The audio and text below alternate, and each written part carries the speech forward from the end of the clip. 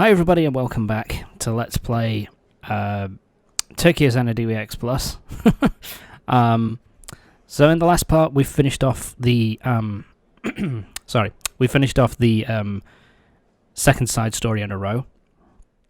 That time we were playing as the White Shroud. But we kind of wow, there's not a lot of sound here. But we got that done, and so now we're moving on to... My apologies. This time we're moving on to the next proper chapter. We're moving on to Chapter 6.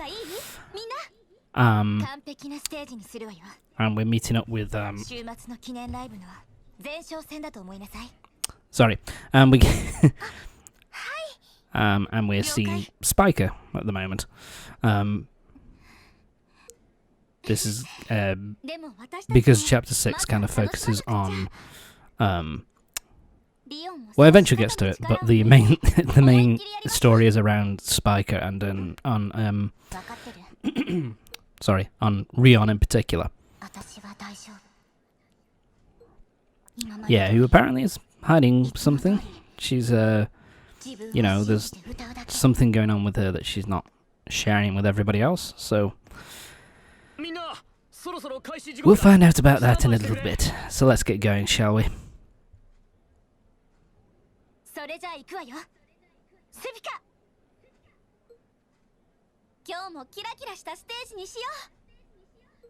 Time to go. And so yeah, I do actually kind of like this. Sorry. I do actually like this opening to Chapter 6, where it kind of isn't really focusing on anything, seemingly on anything particular with the, you know, with the new group that Koni's gang is setting up. There's nothing. It doesn't seem to be really related to that. It's kind of more about. Sorry. Kind of seemingly opens up on an unrelated note. Of course, some J-pop is always appreciated. Although I'll still say it, the crowd, the simulating of the crowd there with just a bunch of glow sticks kind of moving across like a black mass. Yeah, it doesn't look good. I don't know why on earth they felt the need to show that off on multiple times. I mean, to be fair, it made sense for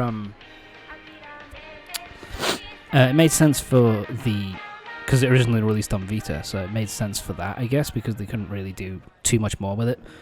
I just think that when when they re-released it on PS4, they should have done something a bit more substantial with those things.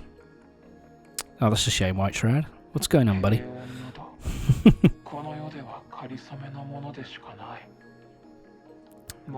This is something else as well that I like.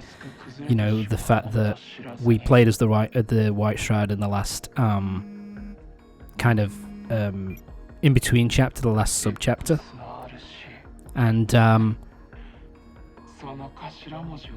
I like that, and I like, you know, that we're following up on him and what he was doing in the side chapter, and it's going to play a part in this in the next main chapter, which I kind of like. Sorry about that.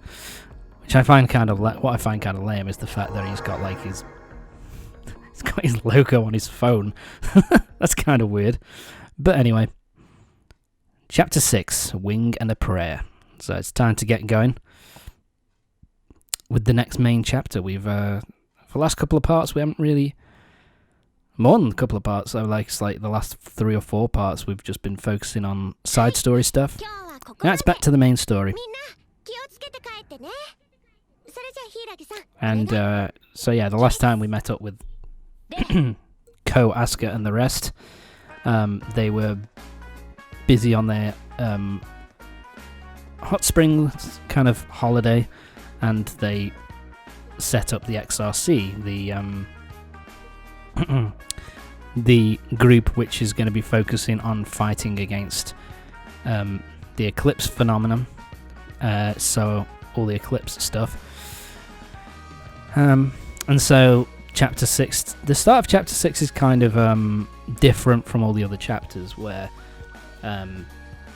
it's kind of an explanation of what the XRC and all that kind of stuff are going to be doing, and kind of showing we kind of get into a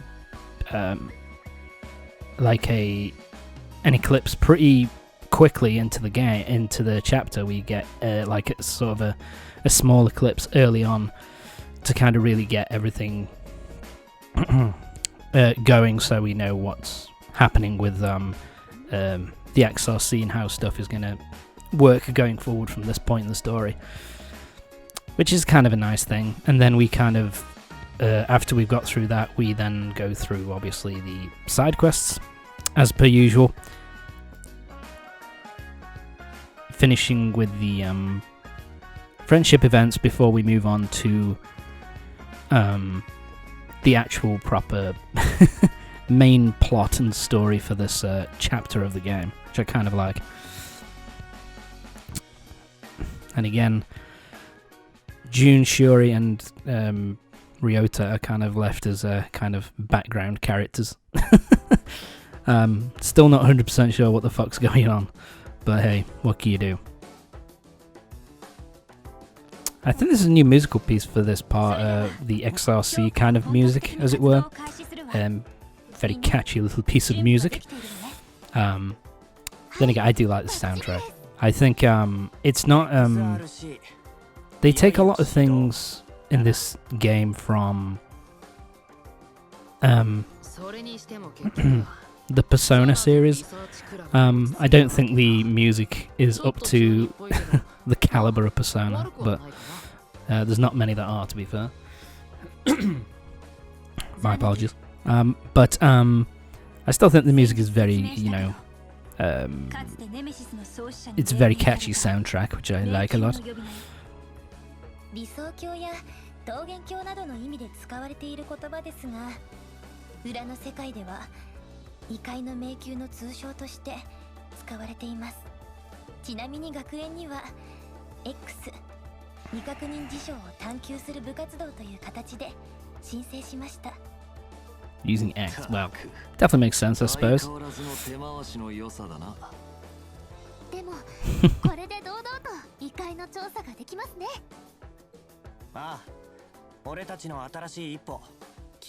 So yeah, the name is kind of a Xanadu Research Club, which by the way is the first, considering that, you know, Xanadu is in the title, this is the first time that it's kind of brought up. Apparently it means utopia, and is in the Eclipse, and, you know, and is related to the Eclipse as well. So I guess it's kind of a good name to use for, you know, it's a good name to use for the club, I guess. But it kind of is kind of on the nose, the XRC. And so yeah, we've got a new piece of kit in operation as well, where basically they've got this computer system in place which can see where there you go, the Eclipse Production AI Horus basically can tell where an eclipse is going to formulate within the within the Morimiya region, so we can find out what the hell's going on. So we can find out where eclipse is most likely to occur. And so that's where we're going to be going next. And yes, once again, this kind of does a little bit of an explanation as to how Asuka always got to this scene of eclipses, the eclipse phenomenon that happened throughout the game. She got there really fucking fast, and it's kind of the Horus kind of system kind of explains how she gets there so quickly. But anyway, so apparently an eclipse is going to show up. Sorry, at the Nanahoshi Mall. So we've got so that's where we're heading off to find out what the fuck's going on. and to see if we can find where this eclipse is going to show up. And this is something that they start doing here, where they kind of change it up, is that because you've got like a big group of people now, you can basically choose who you want to bring in. You can it's usually they pick 2 that you have to go in, so usually Ko and somebody else, and then you make the final choice as to who you want to bring with you. It's not really, I don't think it matters who you pick. It's just, pick someone else. I think they do get a small buff in their relationship points with you when you pick them. But it really doesn't change anything else with that, to be honest. So yeah, we want to go to the anime kind of shop in Nanahoshi Mall on the top floor, and here we will see a bunch of stuff. And this is where the signal for the eclipse is. This is where it's coming from.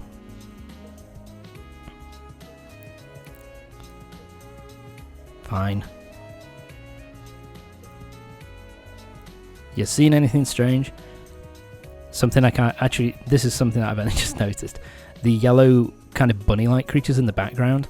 They're actually a creature design taken from another game made by the same studio called Trails of Cold Steel. They were used kind of regular.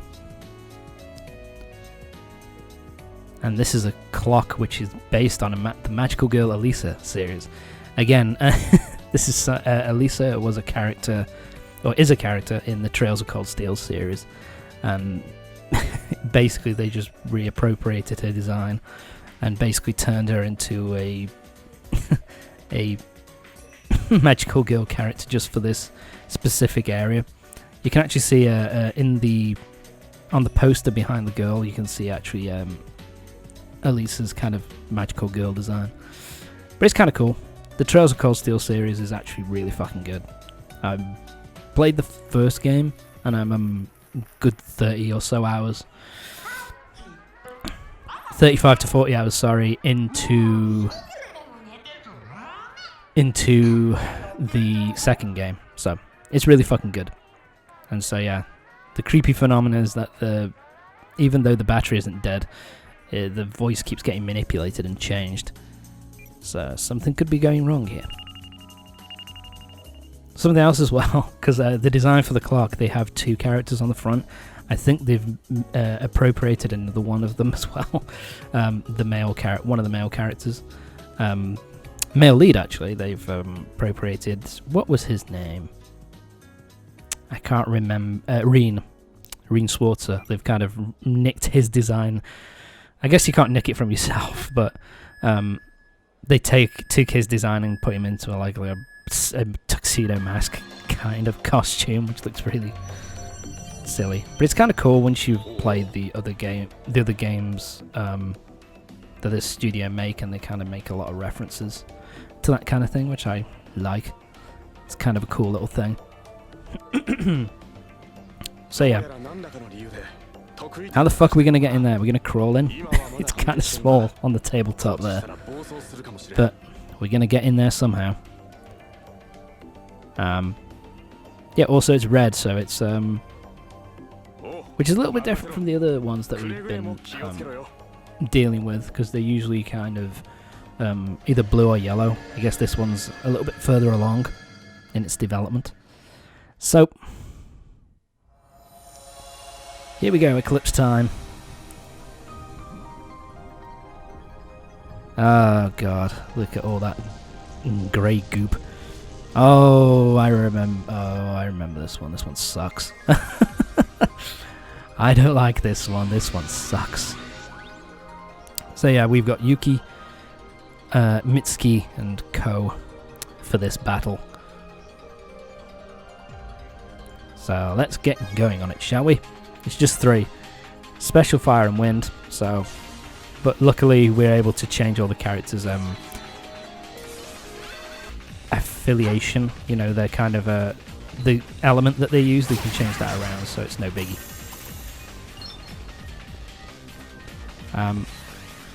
Again, that's something that if you really cared, you could do a guide, go to a guide and see what characters it recommends, like to see like, okay, does this Eclipse have certain like characters with a certain trait? Not that it really matters, I suppose, because you can just change them around anyway. And I think any 3 that you pick, you'll be able to use the majority of. Yeah, that won't open.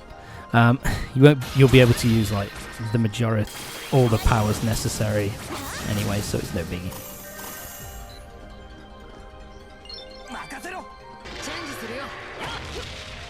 Yuki, hit him in the face. He's got a little shield around him, so you can't use your projectiles. They'll be pretty much useless. You also don't want to hit the grey goop, because I think that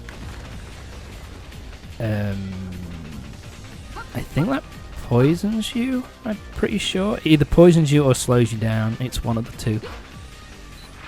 Let's go this way first. Shoot him in the face. There you go. Actually, I haven't used Yuki all that much in this playthrough so far, so... Oh, yeah, let's grab that first. Lucky. God. Anyway. This one is fairly straightforward in terms of there isn't a lot of puzzle-like elements or elements where you have to try and work out where the hell you're supposed to go. It's relatively easy to explore. It just has a few death traps and things that can damage you, which are a bit of a pain in the ass. But nothing too bad. You can also jump over.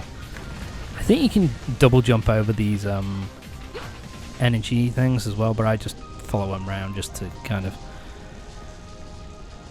avoid screwing up. Just, you know, get on with it. Just move on.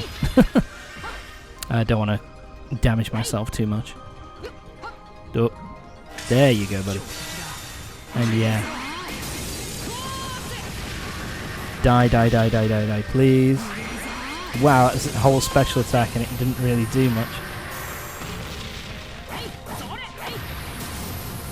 There we go. Hit him in the face. There you go, we're done. And it's a bit mean to put all this goop which slows you down or poisons you, I can't remember which. It's a bit mean to kind of stick this in an area where you have to fight enemies, but whatever. Moving on. Die, please. Thank you. More shit.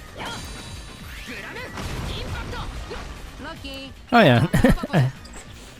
Yeah, I was wondering what I was doing there, but yeah, it did look a bit of a dodgy wall. Damn it. There you go, he's dead.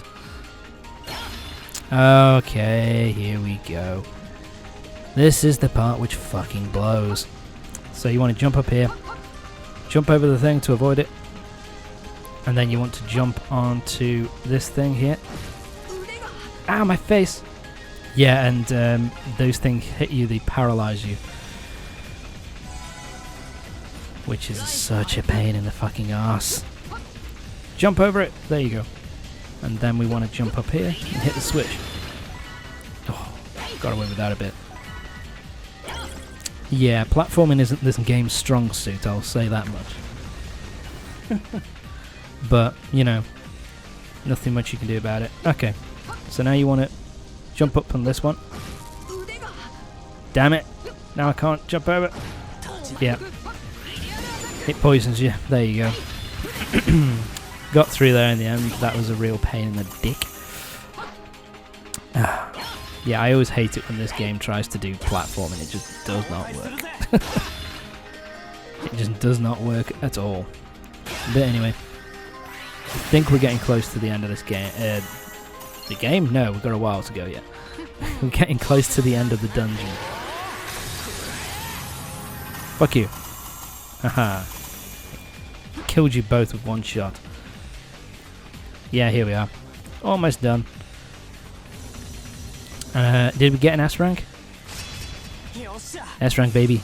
Yeah, so you get 5 soul points for all the characters that you bring along, but I think that's the only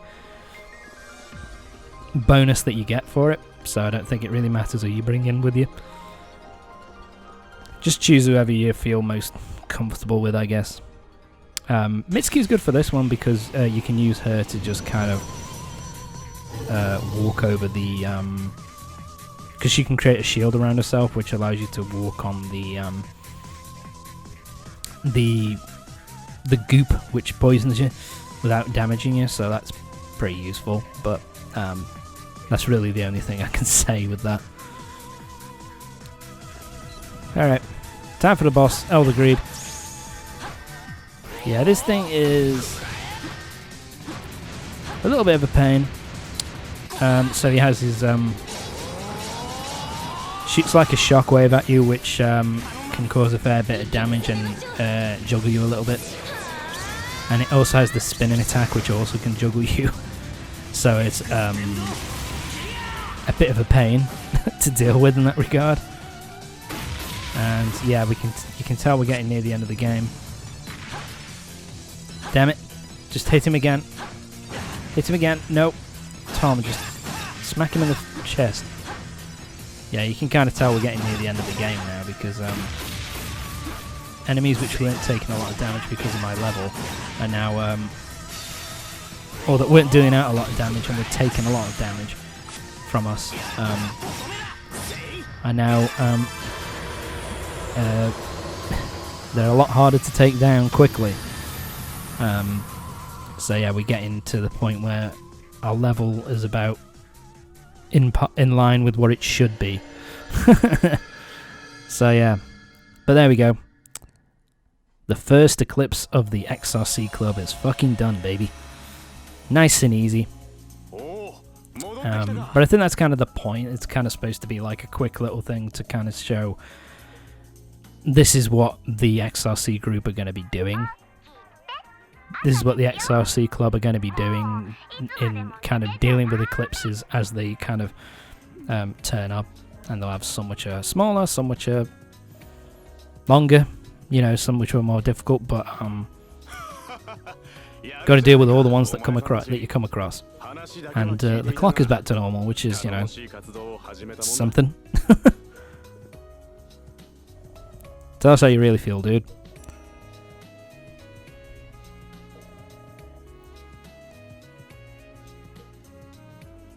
Yeah, Horus AI is it's a good thing to have, to show us where these eclipses are and stuff like that.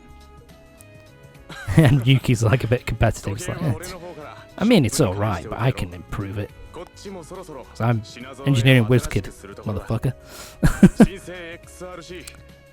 So yeah, now you can come and talk to Tetsuo, and you'll have the full amount of support items that you can buy all the support items you want from him. But anyway, that's it for this part of Tokyo Xanadu EX Plus. Join me next time when we're going to be starting the side quests for Chapter 6. And we're going to be starting to get along to the main story of Chapter 6. So join me next time when we'll be heading... Join me next time when we'll be doing the side quests of Chapter 6.